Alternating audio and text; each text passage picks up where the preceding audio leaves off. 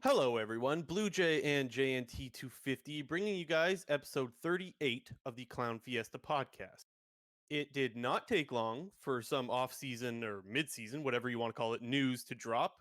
I don't think there's any reason to not get right into it. Let's just get right into it. 100 Thieves bringing a lot to the early parts of the mid-season. JNT, you want to share with our listeners what exactly went down in the last couple of days? Yeah, bunch of news dropping. We're doing a 100 Thieves little episode. I got my 100 Thieves hoodie right here. I'm wearing it in honor Popular. of this week in this episode. But yeah, 100 Thieves making a lot of moves literally in the past week. They got rid of Zix as their head coach, and REAPERED is now joining as their new head coach. REAPERED finally finding a coaching job. Everyone was kind of surprised when he didn't land a starting head coaching job for season 11. So I think people are really happy that he's back, especially in the LCS. They're getting rid of Damonte, which is kind of like people are inferring that because of something that he tweeted out earlier today. But the main news was that Abbedagge, former Schalke mid laner, is joining to start for 100 Thieves. Yeah, and you guys will see in our title, we went ry0ma / Damonte out with Abbedagge going in, and that's mainly because, well, we technically weren't fully sure who the starting mid was. Like, yes, it was ry0ma at the end of playoffs and whatnot, but it was kind of a 50-50 split for like how many games each of them played over the course of the whole spring split, plus playoffs and plus lock-in and whatnot. So yeah, I guess it's not really sure which one was starting, but we know something for sure. Neither one of them will be starting come summer. And I think this is a great move, honestly. I think that this shows 100 Thieves is still really dedicated to winning. I think they spent before the season started to acquire all of the Golden Guardians lineup. And this shows that they're willing to continue to spend until they get the lineup that they want. We'll talk a little bit more about Abbedagge in just a second and those mid laners. Let's talk about the coaching positions first, because 2 weeks ago, you and I talked on this show about whether Zix would still be around. And ultimately, I think we came to the conclusion that for sure before by the end of this year, that's when they would for sure make a decision as to whether they wanted to keep or get rid of Zix. And it looks like they didn't have to wait too long. I think they already made up their minds, and ultimately they let go of Zix. It looks like Zix is going to be taking a bit of a break. I think he tweeted out something about taking a break for now, and REAPERED comes in, and REAPERED's a guy with a lot under his belt, let's say. He's got a lot of experience, specifically in the LCS. Most people will remember him from his success with Cloud9. And let's start with your initial thoughts. REAPERED in, Zix out, good or bad, JT? Definitely good. I think if you just take a look at each person's track record in the LCS, REAPERED has been at a higher level for longer than Zix has. Everyone will remember when Zix sort of blew onto the scene with his 2016 MSI run with CLG. But I mean, from that, CLG did have some continued success in Season 6. They ended up going to Worlds. In Season 7, they were still a pretty decent team that didn't end up making Worlds. But in 2018, they sort of started to hit a bit of a decline, and that's where, CLG finally let go of him. And then he's now been on TSM and now 100 Thieves. And I think you could argue that both of those teams have not met the expectations that their rosters have, come along with. And same exact with Zix. Like, people thought that bringing in Zix was going to be a massive change for that org. Hasn't really ended up working, I think, for both instances of TSM and 100 Thieves. So, yeah. But when you take a look at the REAPERED side of things, he was a great head coach for EDG way back in the day when EDG was like winning 2015 MSI and whatnot, and he was part of that coaching staff. He comes over to Cloud9 in summer of 2016 and basically kind of solves the problem of high that was Cloud9, because Cloud9 could seem to never find success unless it was with high. They had to put him in jungle at one point. They had to put him into support in Season 6 spring. And like REAPERED was finally like that guy to tear the Band-Aid off and like make Cloud9 a team without high. And Yeah. he basically he allowed Cloud9 to be at the top of NA for pretty much 4.5 years, and had a ton of domestic success, had great international success at Worlds, and he's just like a really great coach. And it's great to see that he's back in the LCS and with a great org like 100 Thieves that I think has the players to make a good run. Yeah, and to reiterate what we said a couple of weeks ago, I think you and I were both, stop me if I'm wrong here, but I think you and I were both in the same boat saying that it's not that we think Zix absolutely needs to be fired, but when you see teams struggle and they have a high expectation, usually that's followed up with a coach getting let go. So that's not a surprise that he got let go by TSM. In my opinion, not a surprise at all, but that he got let go by 100 Thieves. But for some reason, I was surprised that Reaper got the coaching position. Not surprised because I don't think he's unwilling, but surprised because I totally forgot that Reaper was even available.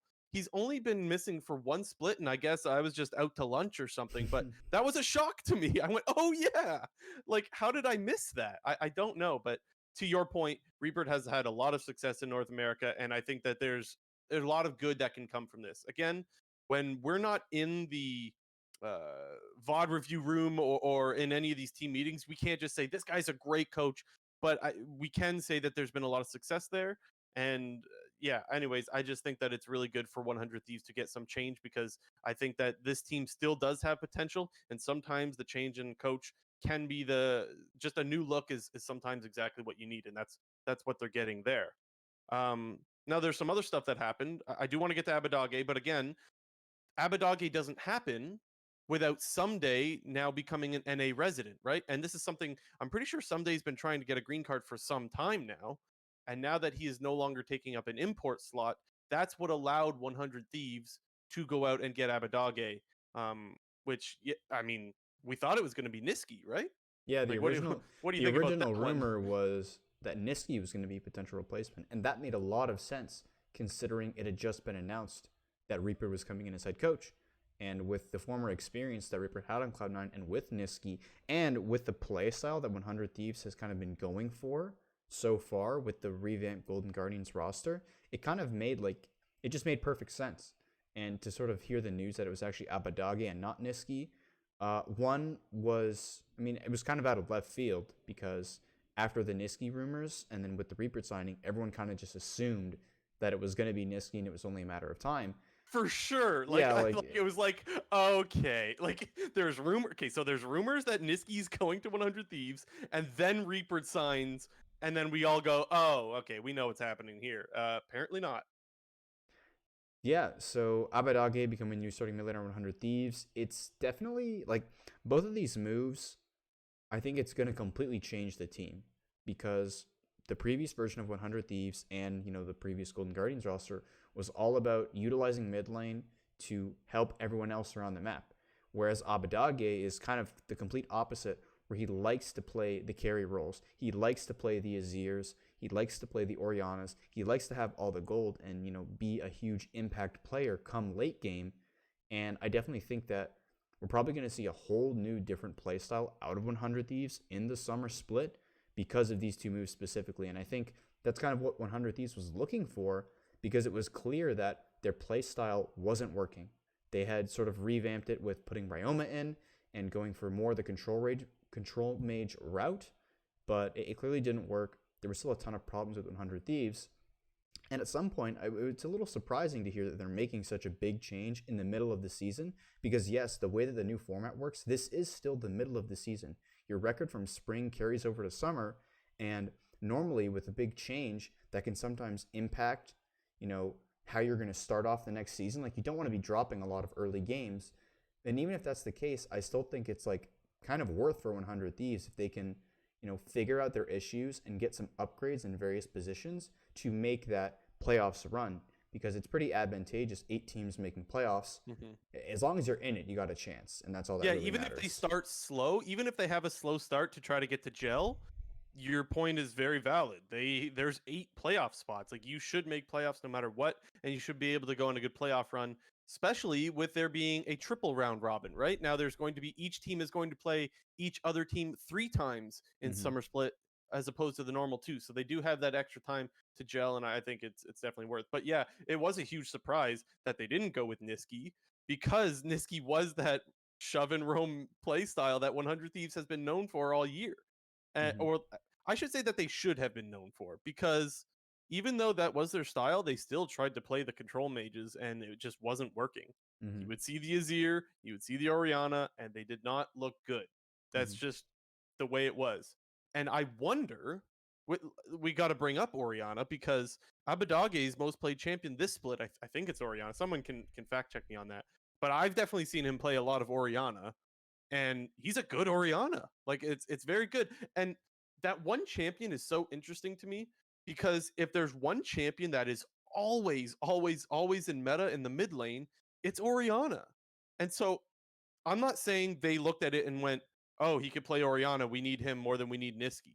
But I do wonder how much of a factor of current meta goes into what their decision that they make. I really am curious, and I can't speculate one way or the other. But it's definitely really interesting that they've had struggles with control mages, so they brought in a guy that can play control mages rather than bring in another guy that would be an upgrade to play their own style or their previously known style. Yeah, well, I think you're totally right. Where like a player's champion pool or a player's strengths isn't the exact reason why you would pick him over another person, but it definitely does have to factor in a little bit. I mean, you think of the meta in season 10, and there's been a huge shift in the meta where in season 10 it was all about carry junglers and your mid laner assisting your jungler, because think of the jungle champion pool. There was like Nidalee, there was a lot of Graves, a lot of Nidalee, a lot of Lee Sin, a lot of Olaf, a lot of early game dominant jungle champions that require a lot of team coordination and specifically from the mid lane to help out and to push up that carry jungler. And we're kind of seeing the complete opposite now in the start of season 11. We're seeing heavy control mage mids and tank utility junglers, whether it's the Hecarim, whether it's the Udyr, whether it's like the Volibear or something, because Volibear's gotten some buffs now, and I assume we'll probably see a lot of play at MSI. Lilia is a huge utility jungler. It just seems like the whole mid lane dynamic has completely flipped around from season 10 to 11, and I do think that, you know, that could have gone somewhat into their decision making, because I don't think the meta is flipping back anytime soon. Yeah, and that's the weird thing, right? It's like you can't. I mean, theoretically, you can't build your team around a meta because you never know how long that meta is going to stick around. Or like I don't know. I guess I think they wouldn't build a team around a specific meta, You right? wouldn't think so. You wouldn't think so, but this move might suggest otherwise. And I'm not saying that's what 100 Thieves is doing because I really don't know. But it is really interesting that they went for him instead of Niski. And it sounds like I'm way more pro Niski. Honestly, I think both of these guys are very good upgrades. I don't have a strong opinion one way or the other. I think both of them are going to bring a lot to 100 Thieves. And I think 100 Thieves fans should feel relieved because it was a season that's going on a downward trend. And this could be something that turns things around. Now, one other really interesting thing about which mid laner they went with, that's assuming they had the choice of Niski or Abbedagge, is that Papa Smithy later tweeted on, "I'm so happy that we got our first choice." And that to me Yeah. was like, like maybe that's their first choice, but PR. that could also, yeah, see that like that so could be PR, right? Uh, this is an extreme example, but when C9 got perks, did they go, "Yeah, we got our first choice"? It's like everyone knows you got your Yeah, first choice. exactly. So that's an extreme example. That is very extreme because like there was no rumor for Cloud9 to go with any other mid if they were getting a new one. So it's not exactly a fair comparison, but it was something that was interesting. And I looked at that tweet for a while going, if he got his first choice, would he actually have said it that way? Maybe. Maybe not. But anyways, I digress.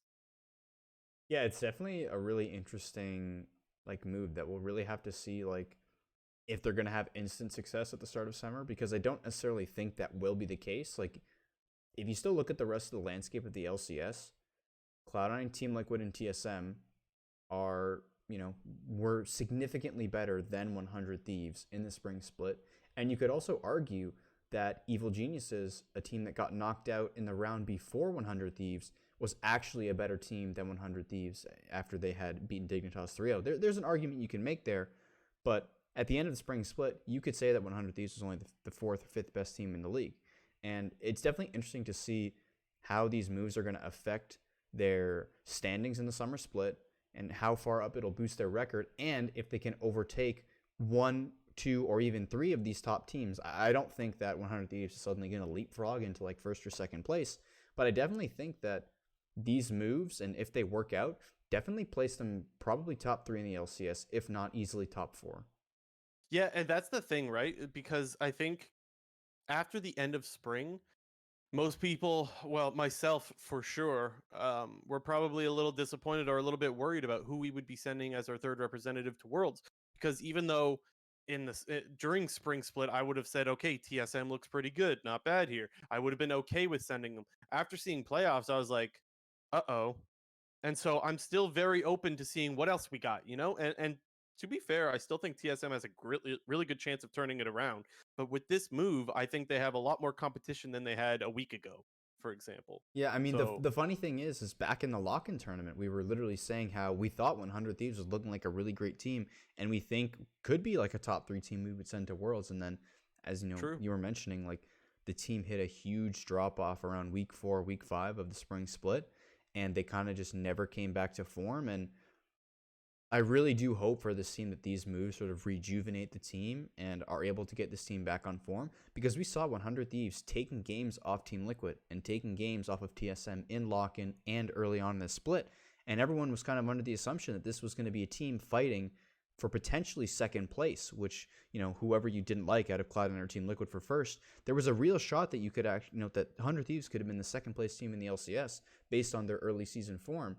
And, you know, the hard drop off kind of resulted in these two moves, but I do think there are two moves that can push 100 Thieves back into that question. Yeah, yeah. I certainly hope so. And another thing that I forgot to mention as well of why we could have thought Niski is he's really good friends with Closer, right? Mm-hmm. Like that's The another one Turkish that like, boys. yeah, like that was another one that seems so obvious. But with that said, Abbedagge has a history of playing with Closer in the Turkish league, I believe. Mm-hmm. They played together, and I don't know, did they win? Did they go to Worlds? Uh, they didn't go to Worlds. They might have been in plans or something, but Yeah, maybe. I don't they were remember on Royal honestly. I Bandits. know I they mean, played together yeah, though. Before that team got blown up, they played mhm. together with Broken Blade, if Yeah, right? Or their roster before their roster kind of went boom was like it was Broken Blade top, Closer jungle, Abbedagge mid, Freeze, who's like he's been on a bunch of yeah, fucking teams, ADC, and some he's support. coaching for 100 Thieves right now, right? Oh yeah, Yeah. Oh my, this is all coming together. it's a reunion. I had no clue who their support was, but like just looking at the faces of the team, I recognized those four right away. Who knows? Maybe their Yeah. support is doing something good. Yeah, But and yeah, a lot of these one players have played together, and you know there is some built-up synergy there. So we always talk about how important mid jungle is. So I guess there's already some synergy there. yeah, and I wonder how much that played a factor. Free saying like, "Look, guys, like I want Abbedagge, like this guy." I don't know, Same with maybe right. Closer. I never thought about that at all. Honestly, I did think about Closer. I did think about that, but I didn't think about Freeze as one of the Mm. coaches until you just mentioned him now. Last thing I'll say is that um, when REAPERED was coaching Cloud9, he was kind of a I'll just let my players, you know, do what they want to do and then make a decision later. Like I want to give them the opportunity to play comfort picks and to play things that they think are strong, like Blabber being able to pick his kindred or something along those lines. Mm-hmm. I do think REAPERED is a lot more hands off than Zix. Again, just speculating. I'm not in the room here, but from what we've seen, there's been a lot more creative picks under REAPERED than there have been under Zix, and so Sometimes I some wonder if also that int picks. true. Yeah, but I don't think there's anything wrong with that as long as by the time playoff comes around, you know what you want to put your players on. And so I think that that's okay, especially with that 8 teams that can make playoffs, right? So I wonder if that's a change that we see to 100 Thieves and we see them widen their horizons on which picks they want to bring out for the LCS summer split. But yeah, that's remained to be seen. Um, let's talk a little bit about Niski then. What now, right? Mm-hmm. Because clearly Fnatic was considering letting him go, right? Maybe Yeah, clearly is not the right word, but let's say perhaps they were considering letting him go they if they there were was they were rumors of him listening. going They somewhere. they were Yeah, listening to the phone that's call. a good way of putting it. Yeah. And clearly he's not going anywhere else. I'm looking at the North American roster. I don't see a team that he would go to right now. I don't see a team that would realistically be interested in Niski that could afford him. Yeah, that's the big thing for me is while we just talked about this whole Pabba Smithy thing with his first choice, well, I mean not a big assumption, but I'm just assuming here that Niski probably cost more than Abbedagge to buy out from his contract and then therefore to sign. So it's probably it's hard to say because I think, you know, Fnatic was probably willing to let Niski go for the right price. We obviously don't know what that price is, but they were obviously considering it.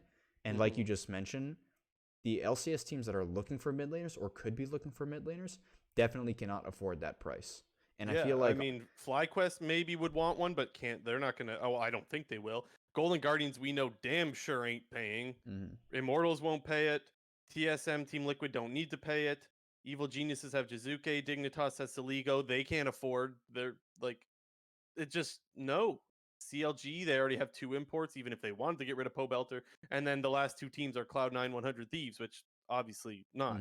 So Niski ain't coming to North America. I'll say with 99% certainty, just in case somehow I'm wrong. I'll say 100 because I'm pretty sure he's just gonna. Sure, but then okay, so then it's this weird, awkward situation now that like Niski probably stays on Fnatic because I mean, is there another team that might want him? The thing is, though, it'd be difficult for like Fnatic to make the argument that they want to sell Niski to another LEC team because they don't really want to like sell one of their better players to a different team and have to face him. And we've already kind of identified that not a lot of LCS teams probably have the price tag to play for them or to pay for him. So I think not like it's like a bad thing, but I just think by default he's staying on Fnatic. Like, imagine he goes to Schalke. That would make no sense.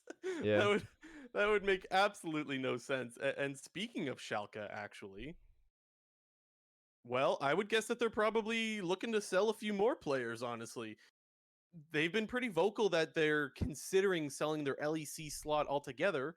Well, why wouldn't you sell some of your players' contracts before you get out? You know? Yeah, exactly. It just like this whole move kind of just says to me like, if you bring us a fat check, you can have one of our players. And I feel like it's a fucking yard sale over. And I mean, they have a lot of great players. Like, I'm trying to think of other teams that could be like a top laner away if they need a Broken Blade or even a jungler. Dude, like that's the same, man. I'm not gonna lie. I want Broken Blade back in the LCS so bad. Like, I love BB. But that's the one thing I'll admit. I look at the rosters. I'm looking at them right now. I don't see where he would go. Again, Golden Guardians won't spend for shit. Imagine the upgrade though of Broken Blade over Niles. That is a freaking upgrade. I wouldn't even want Broken Blade to be on that team. Yeah, true. That could be kind of sad. But I mean, my point still stands. It would be a huge upgrade. But they're just not going to do it, right? There's no way. And so, someone in live chat says Schalke could sell the spot and the team together. Not out of the question. That is very possible.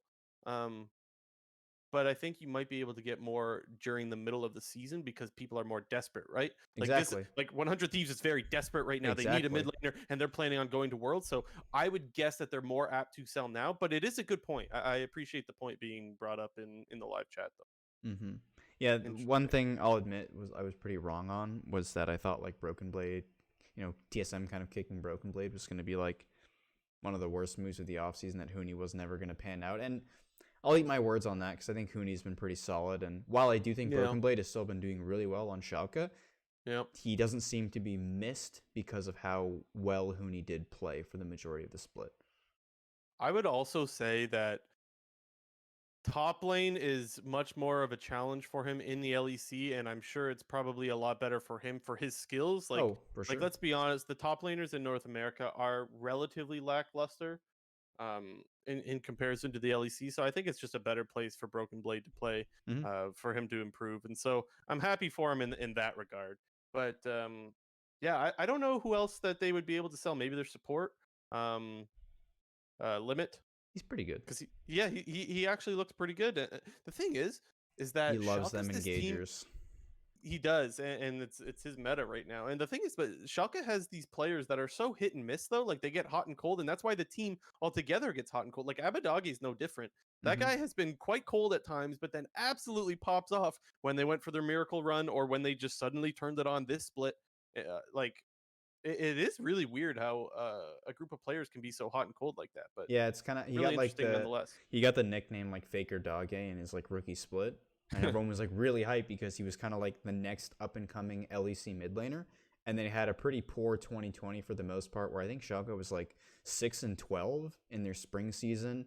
And obviously they had that really horrible start in summer where they started out 0-8, but kind of went on that little mini miracle run, finishing 8-10, almost making Worlds. And that's where like Abbedagge was kind of like getting his mojo back together and had a very strong spring. And let's just hope for 100 Thieves' sake that he doesn't go back to being the opposite of Faker Dage. Yeah, I'm definitely a fan, right? Like it's Mhm. exciting. I think that there's a lot to be excited about for the 100 Thieves squad where there wasn't just a week ago. Anything else before we move on to some NA talk? Yeah, well, the one thing I was gonna say, and I kind of hinted at a little bit earlier, was Damonte and ry0ma, because Damonte put a little bit of a cryptic tweet out earlier today, where he was basically saying he was gonna say something about like the upcoming times or whatever, and He said something about like a door closed, another one opens, that old yeah, thing, right? Something something like like that. that. So it basically just like you figure that he's gonna be the one that's gonna get kicked off 100 Thieves. Not I say kicked off. That like sounds like it's I terrible. mean, yeah, but let's like it's kind of like, hey, Damonte, we He's got a this good new guy mid, though. and like, see ya. Yeah, Yeah, but it makes it feel like Damonte is going to be the odd man out here on 100 Thieves, because as of right now they have three mid laners, and I think Papa Smithy, he's definitely likes ry0ma. It's clear from starting him in the first place back in season 10 to giving him a second shot when 100 Thieves went underperforming, that he believes in ry0ma and still thinks that he can be a decent piece on the academy team. And God forbid we see Abbedagge run it down. We got to see ry0ma get back in there, but yeah. I don't know. Honestly, I mean, I would actually keep Damonte if it were me. I would. Um, The only reason why I don't think they are is because he probably costs more money, and or could yes. sell him to another LCS team that is potentially desperate or thinks that an addition for Damonte could help them in that summer playoffs push. So Yeah. it probably is just money wise. Like, and the other rumor was that Abbedagge's like transfer from Schalke to 100 Thieves, just like the buyout or whatever, is like 1.2 million USD. Oh, So kind yes. of crazy. So I would think that Damonte probably helps them regain that cost a little bit more than ry0ma would. That's a good point. Honestly, it's something that is valid, but and I think that also speaks to, and this is no surprise, but that also speaks to, look, Abbedagge, you're our guy, Yeah. right? If Mm-hmm. you're going to get rid of the better player, and maybe they don't think that Damonte's the better player than ry0ma. It's possible that they don't think that, but Mm-hmm. I think most people would probably look at Damonte as the guy that's had higher highs. But yeah, if For you're sure. looking to get rid of the better player of your backups, then you're probably saying Abbedagge's our guy. We're going to go with him, and that shouldn't be a surprise. I think that there is definitely a skill discrepancy. And just for people that don't know much about Abbedagge and how good he is, they were talking about it on Hotline League. Amazing was the guest on Hotline, and he was saying that he would classify Abbedagge as middle upper class, is what he was saying. Basically, he was trying to say that not as good to compete with someone like Caps, but that he's not too far behind guys like Larson or Humanoid. No, I don't know if I would say he's close to Larson. I think Larson's freaking unreal, but I mean, that's neither here nor there. He's a good mid laner, and it looks like the LCS yoinked another one Yeah. from the LEC. I mean, Sorry, LEC fans. yeah. I mean, if I were to rank my LEC mid laners, I would definitely probably put like Caps and Larson. They're like in their own category at the top. Then there's Humanoid in his own little category, and then I would say Abbedagge and Niski are kind of similar and just under that. That sounds fair to me. Yeah. I would have to look at the list to know for sure, but that sound to me off the top of my head, that sounds pretty good. That sounds fairly Mm-hmm. accurate. Was there one more thing? Man, I thought I had one more thing. Oh yeah, about the 1.2 million. Like I think we were going to talk about this later, but I want to get into it now. Now that we've mentioned it, the 1.2 million is a lot of money for. Well, I guess I don't even. How long is his contract? Do you know how long his contract is? Nope. My thoughts were off the top of my head is that's a lot of money for one split, right? Because you're not getting him for spring. Yeah, I think I actually said buyout before. I didn't mean buyout. I meant transfer. So yeah, Yeah, it's like yeah. which is really interesting. And the reason why this is so, and we kind of touched on this before, but the teams that can't spend, like there's such a discrepancy in the high tier teams and the low tier teams. It's so weird that a league can even function. I'm not even convinced a league can function this way in the long term. Like, what is Golden Guardians and Immortals and all these low tier teams supposed to do? Sit there forever, just saying we're developing lol, and then if they can't develop any talent, they're just going to sit at the bottom forever because they can never spend. Like, they're never going to outspend these Cloud9s, TSMs. So you know the freaking list by now. So it's like it just feels like this isn't a league that can work this way for long term. And I hope to God I'm wrong. but it won't surprise me if eventually we have to shorten the amount of teams that are in the league because there's not enough teams that are able to spend the amount of dough that you need to spend to remain competitive. Or if eventually, and I'm talking way down the road here, but if eventually the LEC and the LCS merge, seeing as it's something that's common in the LEC as well, that there's just these bottom teams that aren't able to spend nearly as much as your G2s and Fanatics. I know I'm getting ahead of myself, but it does seem strange, doesn't it? It's hard to say because, like you mentioned, a lot of these bottom tier LCS teams aren't able to outspend the top teams. And internally, you probably just are, you're having your discussions as an organization internally. It's like, well, at this point, is it even worth to pay for mid tier players or like, middle of the pack players to compete with top tier players? And at that point, if you don't think that you're going to be making a playoffs run or making a worlds run, it's just like, well, we might as well just go developmental and see if we can find some cheap players. We can get cheap players on a cheap contract and see if we can coach them up into being a good player in one split. Because I think part of that is the goal, and especially with traditional sports, is you want to find those like hidden gems with young players that are cheap that you can then mesh with some veteran, more experienced players who could be a little bit more expensive to make that run. And I think Yeah. that's kind of what we saw, like in one of the reasons with that whole Golden Guardians roster from last year is, they weren't able to pay all of them, so they figured they'd sell high and get as much money as possible because it was obvious that they were kind of like, they weren't in a great financial position, and they're just like, well, we might as well just try and do it again. Just get rid of everyone and try to rebuild again. Yeah. I hope it's possible, but it just, and you made the comparison to traditional sports, and I think it really fits here because you do see developmental teams in traditional sports, but I don't think you normally see this much of like, what would you say here? There's at least 3 teams that were going developmental with Golden Guardians Immortals and then Dignitas, which happened to somehow be a good team. Well, I wouldn't even say that they're a good team. I would say they're an average team. Yeah, And and I I mean, think that's the ceiling. And that's 30% of your league right there. I don't think we see 30% of teams in any traditional sport going developmental. And that's what scares me. You could even technically throw FlyQuest in there with mhm. Palafox and Diamond. So maybe even 40% of your league is a developmental league. And that's like, that's too much to me. That's a lot. Yeah, and to sort of like play devil's advocate a little bit, I think in the case of like this year specifically, we've Yeah. seen a lot of players and teams fail as opposed to succeed. Because sure, you're gonna have teams in the LCS that lose, but you're not gonna have teams that are losing like Golden Guardians has been losing, like CLG was losing early on in the split. And even if you take a look at some of like FlyQuest's and Immortals losses, have been really bad losses. I think a good comparison you can draw is in the LEC. The league does have a lot more parity in terms of, how teams place and how the seasons play out. Yes, the majority of times you are going to have your G2s and your Fanatics at the top, but there is a good amount of fluctuation between the rest of the teams, like XL Esports, like SK, like Vitality, who at one point was really good. Now, they're on a bit of a decline. With Schalke, they used to be a pretty like not a great team. Now they're a pretty great team. Same with Rogue. Rogue came into the LCS. They weren't very good, had a bunch of young players, coached them up, and they're great. And I think in the LEC, not to say they're getting lucky, but I think a lot of their rookie players have panned out like everyone hoped for. And that does create a much more interesting and sort of like competitive league. Whereas I think in North America, we've seen a lot of failures.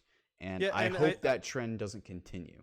yeah, and I agree with you. I wouldn't say it's luck either. I think that a lot of the reasons why you see players panning out is because the developmental systems in the LEC are just a lot better than here in North America. And I think that's a big part of it. And I think that the North American scene is still very new to this whole developmental process. Mm-hmm. This is the first year that I would say pretty much every org is all in on trying to develop players. And so I think it's a brand new process. And so maybe that will take time to see some of these players flourish. And I certainly hope that we eventually get there. I just don't think we're anywhere near there right now. And I think for the at least the next couple of years, I think we'll continue to see a lot more new European players really start to shine before we see North American players start to shine in the developmental systems, whether it be academy or amateur or whatever it is, right? Yeah, but I definitely do think they are taking the necessary steps and steps in the right direction to help improve those academy and amateur players because we're seeing a lot more competition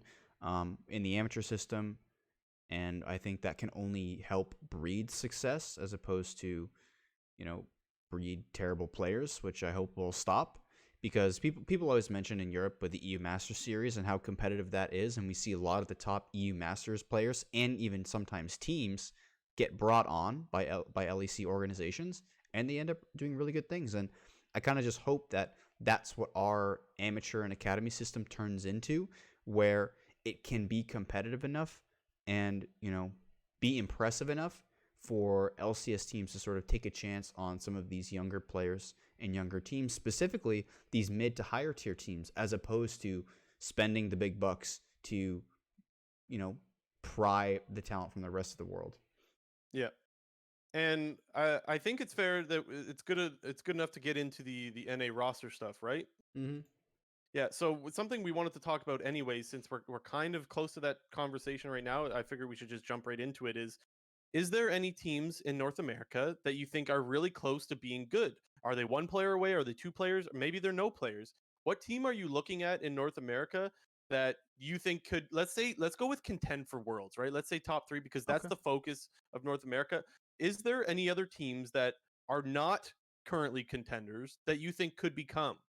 I think there's one. I think there was two with 100 Thieves, and we've obviously discussed their moves, and I think we both agree that they're pretty great moves in terms of being able to turn them into a contender for Worlds, because at the moment, your favorites are definitely Cloud9 Team Liquid, and that third seed is kind of like hanging in the balance between TSM, 100 Thieves, or one other team. And for me, that only other team that I think has the chance to go to Worlds is EG. And I think if you look at that roster, they have a lot of great individual players like Impact, Svenskeren, Jizuke, and Ignar. Yes, I'm going to omit Defley's name because, let's be honest, he was kind of running it down in playoffs and he kind of cracked under the pressure. And yes, while EG as a team still wasn't the best because they did have a pretty lackluster series against TSM in the lower bracket, it was pretty clear during the season itself that when EG is kind of on point and able to perform, their team is actually really, really good. Impact was the second best top player in North America without question this season, and I don't think that his form is going to decrease anytime soon. I feel like we always talk about Impact, and people always bring up questions We're about talking it. specifically the season. Sorry to cut you off, but we're talking specifically season, right? Because Yeah. obviously people want to. I know people are going to say, "What about Fudge?" We're talking regular season here, guys. Because regular season, no doubt he was number 2. Sorry to cut you off. Go ahead. Yes. I Where was interrupted you and I cut you off. Whatever. Bad. My point is, Impact's good. You got on the list, and the other player who was really playing very well for Evil Geniuses that kind of had a bit of an underrated split was Jizuke, because I think people always associate him with being a bit of a coin flip player. And to be honest, we kind of got like not really coin flip stats on Jizuke this year. I think we got more of like a 75-25 than a 50-50. Yeah, I would agree. And I think we all know how great Ignar was last season, and I don't think he really reached that ceiling this season with Evil Geniuses, but I think there was moments where he was playing pretty well. Same with Svenskeren. I think he had a really great start to the split, but kind of really fell off towards the end. And in that series against TSM, definitely was just kind of like the odd man out in terms of he didn't look like he was at that level with the rest of the team or with the rest of the league. And people do talk about like 80 carries, and we've even mentioned this before with having that killer instinct and being able to hit that go button and make that play. And I feel like if they could get a strong 80 carry, whether they themselves make some big midseason move, like let's say, for example, they went and bought out like Neo or something like that, like that'd be pretty good. Or, they go buy out Neon from Schalke if Schalke's trying to like sell their players. Well, I got one for you. Cody Sun, right? I'm still a buyer of Cody Sun. I still do not think that guy belongs in academy. I think that he's an LCS player, and not only that, a good LCS player. The thing is, he's been playing in academy now, so like my fear is that like his skill could deteriorate when you're not playing against top level talent. But yes, 100 Thieves was bad last year. I've said this a million times, though. I do not think Cody Sun was the problem at all last year, and so I would throw his name in there.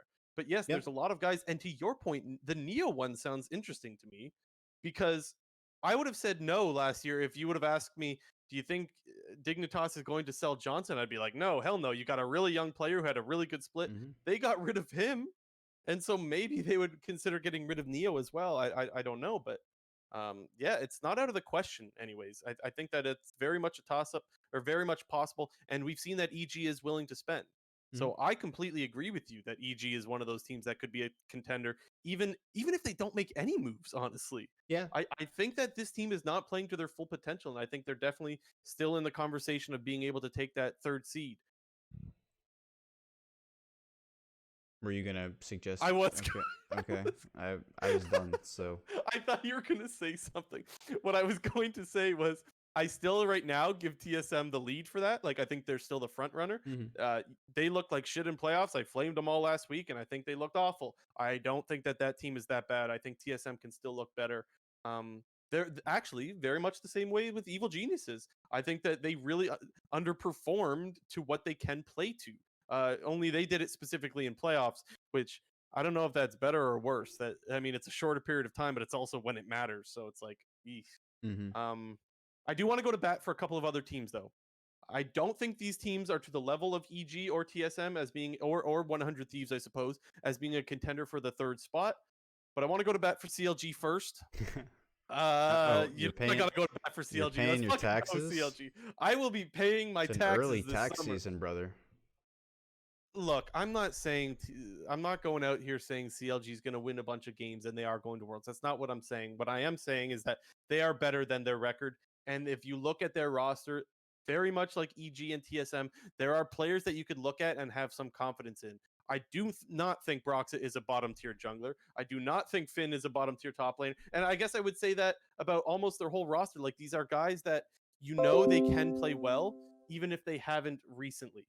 They were so hit and miss towards the end of spring. Like, I don't know what to think about CLG, but I don't want to count them out because they were able to beat teams like Cloud9 and Team Liquid towards the end of the season. Mind you, they also lost the Golden Guardians. But Man. like, this is a team that is so hard to pin down, and so I don't want to count them out yet. The other one is FlyQuest. This is going to come as a big surprise to a lot of people. Honestly, I'm surprising myself here, actually, because I think they look like dog shit, and I thought they were probably the second worst team in the league in spring. The reason why I'm going to bet for FlyQuest here is not because I'm wearing a FlyQuest jersey. Ignore that. I actually think that the biggest problem with FlyQuest this spring was their support. It was a very heavy support roaming meta, and you needed to have an impact on other lanes with your support. Sorry, Diamond, but Diamond did not do that. Not really at all, Andy was honestly. also bad in lane. Like him and Johnson were just straight up bad in lane. They were probably That's true as they were well. one of the worst bot lanes in the league. Yes, yes. And you and I know we watched last year. Johnson was great last year. I know that this guy still got the potential to be a decent AD carry, and I still want to give Dreams a chance. I want to because I think that the biggest thing that you needed to change with this roster was support, and we barely saw anything out of Dreams. What did he play? One weekend or something like that? Yeah, he played. I think he played. Yeah, one weekend or like one weekend plus like one other game the previous weekend. So like maybe like 3 games in total. Yeah, I'm not really. I'm not willing to say too much about Dreams yet. I want to wait and see. I want to see what kind of impact he can have on the games because I do think that the support role was the most lacking on FlyQuest, and maybe that's all they need because I think Jose Diota was great. I think that this was a jungler that didn't really have any help to make any plays, and I think maybe if Dreams can be that guy, maybe this team can look completely different just with one player swap out. Am I One thing. expecting that? Not necessarily. One thing I Go will ahead. say about FlyQuest, because it was kind of good for FlyQuest that they already had Dreams in house and was their academy support. But you know, I don't think Palafox was really up to the LCS level as well. I know at the start of the season, everybody thought that Diamond and Palafox were going to be at least like at the bare minimum, like 7th to 8th place, players in the LCS, and at best could be like middle of the pack. But Palafox, similar situation as Diamond, really wasn't putting up, a performance that was decent in terms of like LCS standards. And we kind of already talked about a player that's now probably available is Damonte. I think Damonte is probably an upgrade over Palafox, has more experience, and we've seen this exact situation from Damonte similarly, where he played for a team in Spring Split, got kicked for a different player, comes onto a team in summer and does well. That was literally his whole Golden Guardians thing last year, and I feel like we're probably going to see a similar situation like that, whether it's FlyQuest or whether it's another team. I do think Damonte will get picked up, but if I had to pick a team, I'd pick FlyQuest. They need a mid laner because Palafox was kind of dookie like Diamond. And that was my next question was, do you think there's a team? And obviously, I was going to allude to FlyQuest, but do you think there's a team that might look to sign Damonte to an academy contract? Because I don't know the exact difference, but I know the difference in money is significant.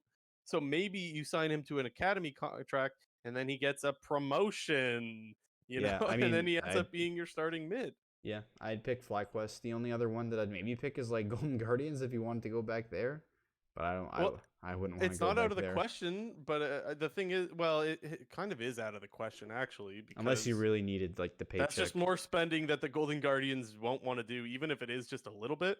I don't think the Golden Guardians would want to do that. I could be wrong, but I don't see it happening. Mm. Mm-mm. Anyways, yeah. So I still think I've said this before. I think Cody Sun can play in the LCS. I still think Hanser could play in the LCS. Is there a team that would want Hanser? Maybe, maybe not. But there's still some guys like those three. I think Cody Sun, Hanser, and Damonte that could play in the LCS. I just don't know if there's exactly a spot for them. The most likely one for me would be Cody Sun, and maybe replacing definitely maybe Johnson, but I don't think so. But who knows? Who knows? Maybe TSM wants to keep their backup AD in case Lost gets, I don't know, nervous or something. I Yeah, don't know. the only team that I could like honestly see Hanser going to is maybe like Immortals or something. Mainly just because I think Revenge, he had a really strong like early split with his game against Team Liquid and whatnot. But for the most part, he wasn't a very great player. Like, Yeah. I don't know, he didn't really do much other than that first week. And maybe Immortals, like if they wanted like some sort of jolt towards the end of the split, if they wanted to like push for top 8 in playoffs or something like that, because I do think they're like on that fringe 7th to 8th kind of area. Maybe their summer like doesn't start off so well. That's the only team I could see Hanser going to would be Immortals or something like that. Yeah, it's weird where you got these guys that can play at the LCS level, but there's just not a spot for them, Mm-hmm. and that goes back to the problem that I talked about earlier.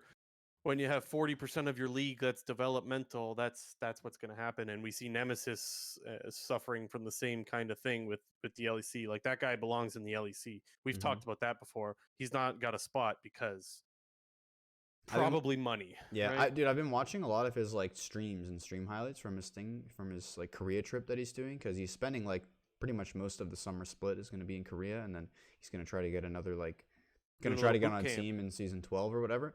But dude, he's playing really insane. I think he's already at like 400 LP Grandmaster in Korea after being there for like just over a week, which is pretty crazy. He's looking pretty good. I would definitely think that he'll be on a team next year for sure. And if he's not, there's something wrong with. No, I completely agree. You definitely threw me off with saying season 12. We're already approaching season 12. What? That's not a real number. Like that's what went in my head. Like season 12. Haha. Anyways, yeah, I guess we're almost at season 12. But I digress. Other than the players, because we know about the skill level in the LCS, I want to get into, do you think the LCS is in a good spot? And I'm talking about the product here. Obviously, the skill level, not so much as a major region. But I wouldn't say that we're in a terrible spot, because we do have some top teams that I think can represent us well at MSI. We'll talk a little bit more about that next week, because we got Cloud9 and we got Team Liquid. But what do you think about the product of the LCS? Where do you think we're at? You just said MSI and then you said Team Liquid. How that makes sense? I'm saying that I wouldn't have been upset if Team Liquid went to MSI. Okay. Yeah, like yes. I think there's teams that I think there's those are the two teams that I wouldn't be Okay, I got you. Whereas like I would say the other leagues have way more than 2 teams that you could send and actually look respectable, That's why I brought up Team Liquid. Yep. Okay. But anyways, yeah. What do you think about the LCS as a product? Because I want to talk about kind of like a little a post-mortem, if you will, now that spring is done.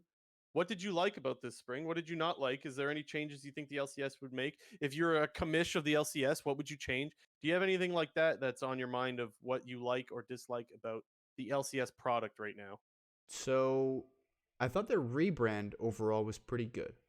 Like all the new graphics that they brought in, the whole purple and black thing they're going for, I think is really good.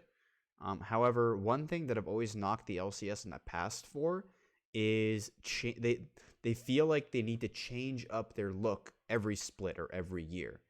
And it always seems like every spring, anytime from spring to summer or summer to spring, they change up their look, whether that's just like simple Mhm. things or even larger things like champion select and whatnot. Because I always didn't like that about the LCS, how there was no like continuity from split to split with like the overall visuals in their broadcast and everything. And I really like the whole new look and the color scheme and the graphics of this LCS and this LCS rebrand. So I hope that they continue to just utilize the same stuff moving forward and make small improvements on it over time, because I think that's exactly what we've seen in the LEC. Is the LEC, since becoming the LEC and no longer the EU LCS, has done exactly that. Their rebrand has been a complete success.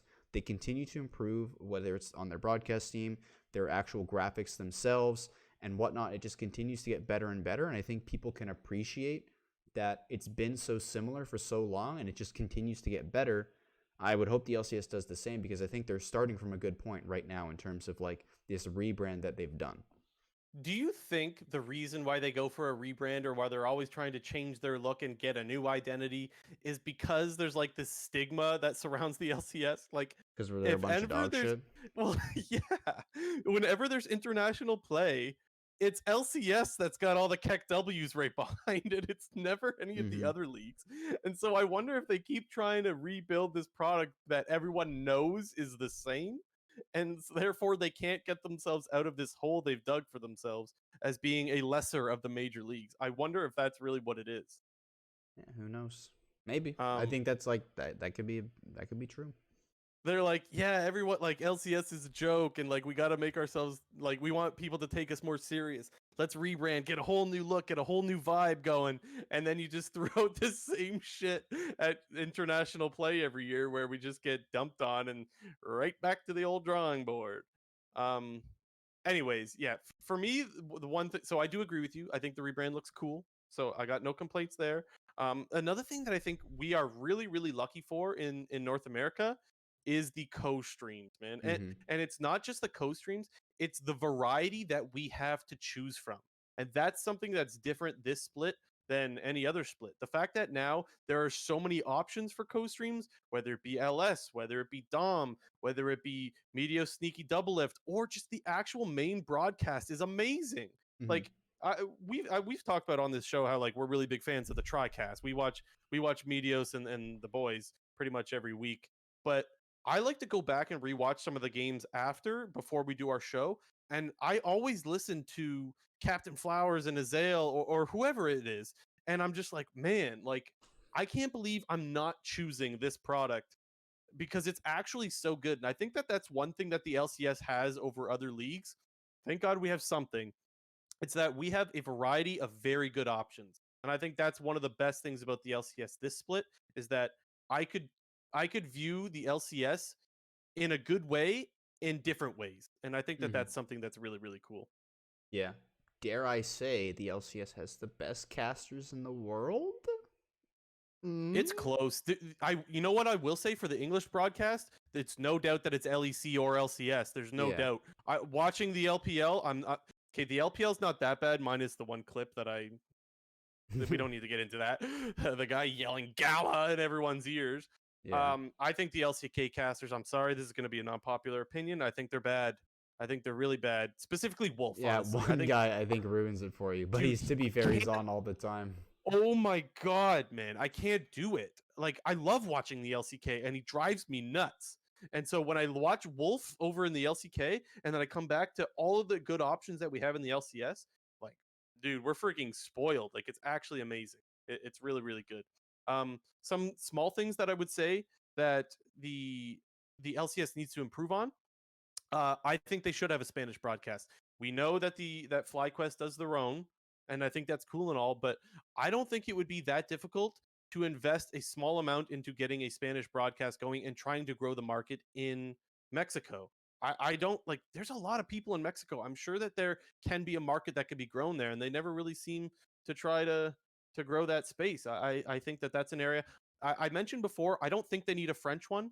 I don't think that the French population in Canada is big enough for a need of a French broadcast. Not to mention, most people in Quebec speak English for the most part, so I don't think there's a need. But I do think that there is a need for a Spanish broadcast. That's one area where I think they could do better. And the other is just communicating with the other leagues, specifically with what patch playoffs should be played on. Like Mm.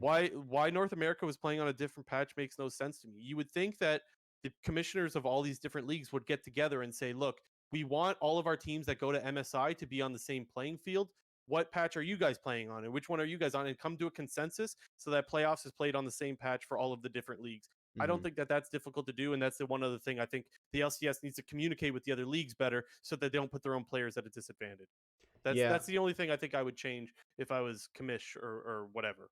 yeah. I mean, for me personally, I think the only thing that I really dislike about the LCS broadcast, and the main reason that I've actually gone over to watch mainly co-streams, is just because everything that's not the game itself is just boring and stale and not very entertaining.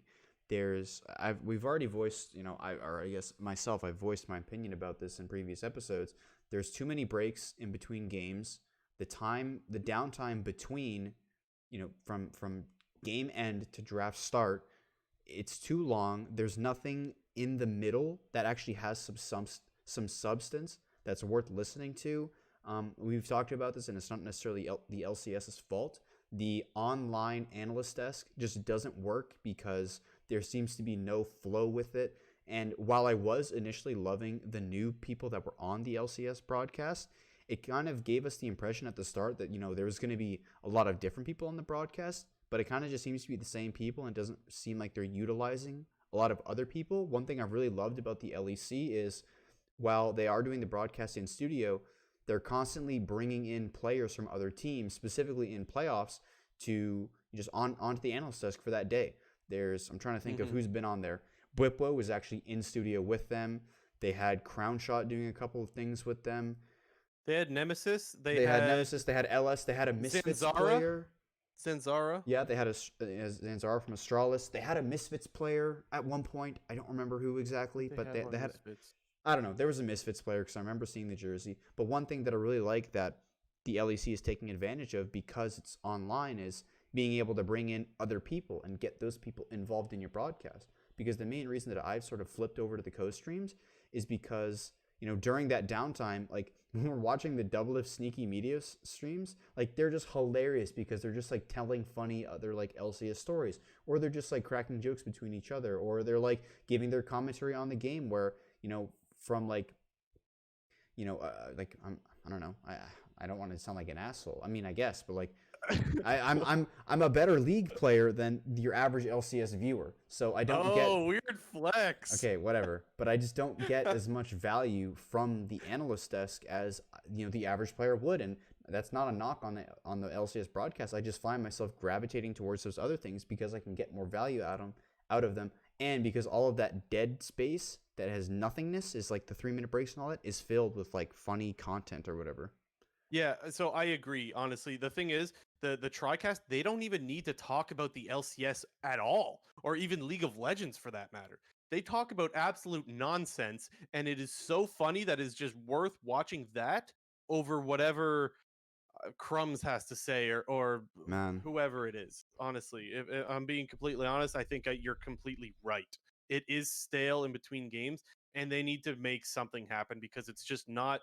It doesn't live up to how good the casting is. Yeah, The casting the in casting games is on the really main great. broadcast is amazing. It's great. Like Flowers and Azael is such a good duo. I love Kobe and I love Freak. I think those two pairs go so well together. For sure. But it's not worth watching that because the in between is just so dry and so boring. And like you said, I mean, we're just losing our shit laughing in the TriCast. It's just too good. And I imagine it's the same for the other co-streams as well. People really love LS, and I'm sure that he says a lot of funny shit too on those ones. Yeah, I mean, like, think about it. And when you also add like random pauses in between everything, like it just makes the LCS broadcast like even worse in that sense. Because like we were watching the co-streaming, and yeah, while there was a huge pause in the middle of what was it, like game 4 or whatever, like it was still like kind of good to watch because we weren't just filled with a bunch of like dead space with the analysts talking about nothing. It's because they're so stupid. The conversations they have are so stupid that it's just so entertaining. And yeah, and when it comes time for them to actually talk about the game, you have 3 pros that know exactly what they're talking about. Mhm. It has not been a long time since they've been pros, so they really have a good understanding of the game, and so that's what you get. Were you able to pull up the power rankings? Did you get those? I won't have them on screen, but we can read them out. I was gonna just give Maybe us. we'll just should we wait till we can wait till next week? Why don't we wait till next week? We'll do it Oh, so that we can have it on screen. I mean, I was just gonna give like the main like things where we were right and where we were wrong. If Okay, yeah, go for it. Let's do that. well, I was close- gonna ask you, would you rather us do the rankings before the lock-in tournament or after the lock-in tournament? Like right at the start of 2021 or after we'd already seen the teams a little bit, because they are different. I don't know. Now I want to see both. I don't know. Let's do after lock-in. Let's do that. Okay, so if we go to post lock-in, one thing that I found was interesting. We could pull it up though and see, like, so we can. Maybe We'll try to pull it up next Well, we week. also But have anyways, to go ahead. we have to say it out for the audio people. Yes. Go ahead. But the main thing that was interesting for your power rankings post lock-in was you had TL number 1, Okay. you had 100 Thieves number 2, Oof. and you had Cloud9 3, Oof. and you had EG4 Oh no. and TSM 5. Mm. So that was the main thing that was pretty funny. Also, you had CLG 10, even though like that wasn't like a huge surprise because of how bad they were playing. We said that because we didn't know when they were going to get their roster. So that one, like, yeah, that's fine. Yeah, so that was the main thing, and I guess your one thing that was actually pretty good is you're pretty right on Dignitas, was that you had Dignitas as 6. Which yeah, I did didn't think Dignitas was going to be that bad of a team. Where'd you have Dig? I had 8. 9, 10? Oh, okay. But I had it's weird because I had kind of the same thing. I just had Cloud9 100 Thieves flipped. I had C9 2, 100 Thieves 3, but I also had EG4 TSM 5. Okay. I like Ren's idea though. I think next week maybe we'll do the before lock-in or something next week. Yeah, we'll pull we it up can. so that we can actually have a look at it. I think that's a good idea. Yeah. Thanks for that one, Ren. But yeah, I think that closes the book on spring. Spring is over. We're done talking about all the teams now. We got summer to look forward to, and we've got MSI to look forward to. So let's fill everybody in on the latest with MSI, right? Because we do have the last representative of the LPL, which is RNG, not FPX. Beating FPX 3. Was it 3-0 or was it 3-1? I watched the series. It was 3-1. Yeah, it was 3-1, and a rather convincing 3-1, if I have to be completely honest. I would say so as well. It was a bot diff, honestly, mostly bot diff. Gala and Ming looked great. LWX was like LWXD, you know, like that's what chat would say. I mean, everyone knows how chat is, but it's really he did not have that great of a series, and I kind of felt bad for him. I actually felt bad for Nuggery because Nuggery looked great in the top lane. He was looking really, really good. It was kind of disappointing to see that. I was actually pretty excited, honestly, because I thought FPX was going to be the representative out of the LPL. I was really excited to see FPX versus Damonte because, come to think of it, I don't think we've really seen that kind of a matchup where like the 2 most recent world champions are going to be playing each other at an international event, and you had that whole situation where Nuggery joined FPX after leaving Damonte and Khan joined Damonte after leaving FPX. So I was really excited for that matchup. We're not going to see it, which is kind of sad, but I mean, when you beat them in a pretty convincing fashion, like RNG is pretty damn good. Yeah, I will say, like, I've heard a lot of hype around Way. Now, I haven't watched a lot of LPL this year, guys. Just a little disclosure there. I've watched a little bit. I've probably watched about 5 to 10% of the games in LPL, so I've missed out on a lot. But there's been a lot of hype about Way, and I it's not that he had a bad series, but he didn't get to pop off. I think that's mostly because of meta, if I'm being completely honest. But he's still a guy that I'm looking forward to seeing a lot because there's been a lot of hype around him. And the other thing I wanted to say is that another reason why it's a little disappointing to not have Damonte going against FPX is kind of like it's probably for LPL and LCK fans the same way that like you want to see Perks go up against G2, and we're not really going to get that either. I think that's a pretty fair comparison there. Yeah. I like Cryan from RNG just because I like his name. His name's cool. Oh, okay. He was also kind of AFK's not, that doesn't do him justice. But again, the series was won through the bot lane, so it's Yeah. Anyways, Insert clip of Caster screaming Gala. oh my God, if we wanted to absolutely destroy your guys' ears, we could, but But we I don't won't. think we're gonna do that. I could reenact, or Nope, maybe nope, you guys could nope. just imagine me screaming Gala over and over again at the top of my lungs. You got a I don't penta? did that one get onto Reddit? Oh That yeah, it clip? was. It was. I Right the didn't. day after the I clipped it finals, it was on the myself. top. I clipped it myself, so I didn't know if people had seen it on Reddit or not. Yeah, so those on Reddit will know exactly what I'm talking about. Oh my God. Um, aside from that, so now we know all the teams. Do you want to give a quick run through on what we got? Yeah, we're gonna do a full like MSI episode preview next week because MSI starts very soon. But the full list of teams is as follows: the LPL, we have RNG, LEC Mad Lions, LCK Damwon, LCS C9, PCS PSG Talon, who we saw last Worlds. The VCS, we got an update from them as they cannot compete due to COVID restrictions. So yet again, if people forget, man. the VCS had 2 representatives not end up going to Worlds because of COVID restrictions. So again. they're doing the same thing at MSI as they did at Worlds, where they're not really going to have like an additional team. They're just going to be one less team in Group A. So yeah. Kind of sucks. Go on with the rest of the list. The CIS, which is the Russian league, is the Unicorns of Love, so we get to see the Unicorns of Love back in action. The LLA, the Latin America League, Infinity Esports, the TCL, the Turkish League, the Istanbul Wildcats, the CBLOL, the Brazilian League, Pain Gaming, BRTT in that, the LJL, the Japanese League, Detonation Focus Me, and the LCO, which is the new Oceanic League, pentanet.gg. Oh my God, we were looking this shit up. Their website is just like an NVIDIA advertisement. Is their team. It's an advertisement for NVIDIA. I mean, it's the website looks cool. It's just like you don't know that you're on a League of Legends team website when you're on it. At least the website looks kind of cool. Right? Dude, this is like some season 3 shit where like esports orgs had like G2A in like their profile picture at like CS:GO tournaments, or like Navi, how like Navi's was always like Navi bet.gg or whatever. It feels like that, which was like 4 or 5 years ago when teams like needed to like make extra money by putting like a sponsor in their team name at tournaments. That's what this feels like. I also want to shout out what Manders in the live chat said, because it is worth. He made a good point that it's worth noting that. I wouldn't call it a fluke, but RNG did kind of get destroyed by FPX 2 weeks prior. They got 3-0'd, which was one of the bigger reasons why it was a surprise that FPX won't be representing the LPL. They were looking good. Just a side note that's worth mentioning. So thanks, Manders. Yeah. So with that, that's all of our teams. Of course, the VCS, they just got cut out of the rest of the thing. Speaking of cutting out, I think it was Gigabyte Marines as well. That's not their name anymore, but it's like Gam Ball or Gam Esports or something. I was going to say anyway, speaking of getting cut out, patch 11.9 is the one that it will be played on without Gwen. You see what I did there?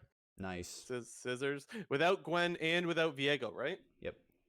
I think this is for the best, honestly. The patch is really interesting. Maybe we'll go through next week. We should go through the patch notes or something along those lines when we're doing preview, because there is some interesting notes to the patch.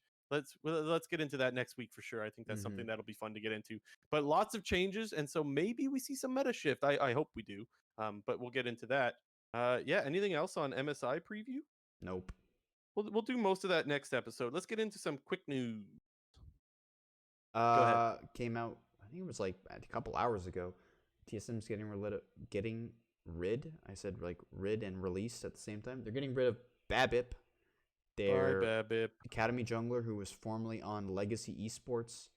Was like an OC team that went to Worlds last year. I actually looked this up because I was kind of confused, because TSM is normally like a pretty decent Academy team. They actually were 3-6 in Academy and like didn't even make like, they were 7th or 8th or something like that. Yeah. So yeah, not very good, obviously. Yeah, it's unfortunate. I mean, hey, sometimes you're going to have players pan out, sometimes you're not. I'm not going to pretend I watched a bunch of Academy. I didn't. I watched 0. Yeah, I'm just, I watch too much of the other leagues to keep up with Academy. Is that how you feel as well? Yeah, Like, I would rather put my efforts into watching LEC and um, some LCK. Obviously, don't watch as much as you do, but I would rather watch. If I had to pick an additional league to watch, I would pick the LCK over NA Academy. Thank you very much. no doubt. And they're not even played necessarily at the same time, but it's that I don't want to watch all, like, I don't want to just watch League all week long. I already watch plenty. And so it's like Academy for me is like, meh. If I'm really bored, I'll take the time to watch it, but I'm just not that interested in it. So I can't really Mm-hmm. say exactly why Babip got the snips. Again, another scissors joke there. Stop. Um, Gwen's really fun though. That champ is so much fun to play. that champion looks really cool. we It's did fun. say this all the time, like, Riot, stop making new champions, but then they make a new champion. I'm like, okay, that champion's kind of cool. Nah, for There's me, a this lot is of them like that are actually absolute dog shit though. yeah, for me, this is like the first new champ that I've actually like enjoyed because it feels like one. I don't like maybe other than her W, but like I don't think there's like something about the champion like that like naturally is super broken. Yeah, her numbers could be overtuned, but I think for the most part she's okay. I think Viego is cool. He's just buggy as hell. That Yeah. champion is gonna take forever to get into pro play, if ever. Mm-hmm. But I digress on that. Yeah. Next up, Promise Q. There was a Reddit post about him and how he was being super toxic in solo queue, and that apparently this is like a recurring thing for him. And Astralis put out a tweet saying like they know of this, and they're gonna take the necessary steps. They're gonna take action, but we're gonna do this within the team. So it's like he might literally just get a slap on the wrist. Yeah, or I don't know, maybe like it's more. I don't know. if The it's thing is, it's like, yeah. if it's bad enough, like it's not like Astralis or like any top team or like have anything that they're really playing for. Maybe playoffs in summer, yeah, but like if they probably have a suitable replacement and they don't really want him on their team because he's like a bit of a nightmare PR wise, like I could see him like getting the boot ski. Yeah. I wonder if players should be held to a higher standard. Honestly, my initial thoughts are yes, they should be held to a higher standard, but I don't know how you implement that. Um, are you gonna just start playing what's the word? Finding players every time that they do something toxic in solo queue? It's like I don't know if I'm really for that or not, honestly. But it really does suck to see pro players act like this in solo queue. Like, bro, you're a Dude, pro. The players you're playing with in solo queue aren't gonna be as good as you. Get used to it. don't worry, promise you, I know all about your struggles. I deal with what you deal with on a daily basis with garbage teammates, and you would just want to type at them, but it's okay, dude. Omega lol. Mm-hmm. All right, what's next? Last up, which was kind of some like weird, not really LCS at all related news. There's an article on esports.com. Yes, yes, that is right. esports.com saying that Riot could be planning its own cinematic universe. Okay, this is really cool The to me. RCU. You heard about the Like, MCU? It's now the RCU is what's up. I don't want to get too ahead of myself here. Let me pull up the article. But like, this just sounds really cool. It sounds like they might make some movies and shows. Now, of course, they're already doing the animated series that's like Arcane, but Arcane. this sounds like it's something separate of that. If the page will load, I could read the exact wording that they have in the paragraph. I don't want to misword this, but it looks like they're hiring someone for movies. Dude, the website won't load right now, and it's like getting frustrated because again, I can't do it justice as to, like, I don't want to say like they're coming out with a movie right away, but it definitely does look that they're going to be looking into that. Anyways, if it Yeah. loads, I'll read it. It's hard to say because the only like other example that I can think of this was like the Warcraft movie or whatever. And for me, one, I never saw the movie, and two, I don't really know anything about World of Warcraft for the most part. So I didn't really know how that sort of turned out in terms of fan perception, if it was good, if it was bad, if it was accurate, if it was not, if it was terrible. Like you can speak better. So to there this, was a Jamie. lot of different there was a lot of different opinions on the Warcraft movie. I personally thought the visuals looked amazing. Like the visuals and the special effects and all that stuff looked really, really good, but it took them way too long to get into the story that like the movie felt kind of dry. That's kind of how it was. That like it was just too slow, and it makes you wonder if making games into movies is the right way to go about it, because maybe it's just better when there's that much lore to just make a show instead. Um, but anyways, I have the wording here. It finally loaded. So it says in this article that's by someone by Stefan Mac something, I don't know.